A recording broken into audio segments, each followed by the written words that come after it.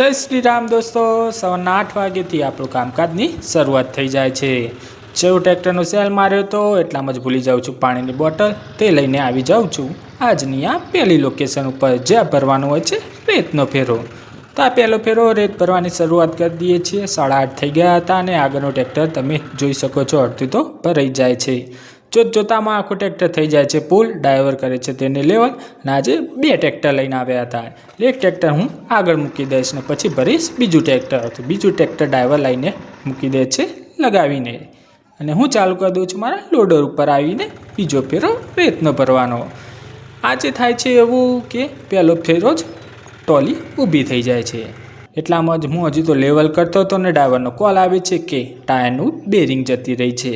એટલે હું નીકળી જઈએ છે આ ટ્રેક્ટરને આગળ મૂકીને હું જઉં છું ઘરેથી લઈને આવું છું જેક અને 2-3 પોના લેતા આવું છું જોડે, જે ટાયર ખોલવા માટે જઈને લગાવીએ છીએ જેક અને ચેક કરીએ છીએ કે શું થયું છે પ્રોબ્લેમ અંદર।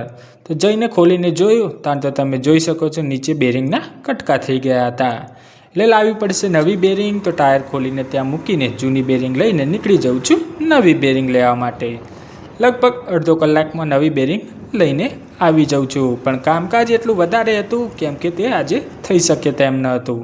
એટલે આવીએ છીએ રાતના 8 વાગ્યા હતા અને ફરીથી આવી જઈએ છીએ આપણી ટ્રોલીના ટાયર જોડે, જ્યાં નવી બેરિંગ સેટ કરીએ છીએ અને લગાવીએ છીએ તેમાં થોડું ગ્રીસ, અને પછી નીકળી જઈએ છીએ આ ટ્રેક્ટરને ખાલી કરવા માટે।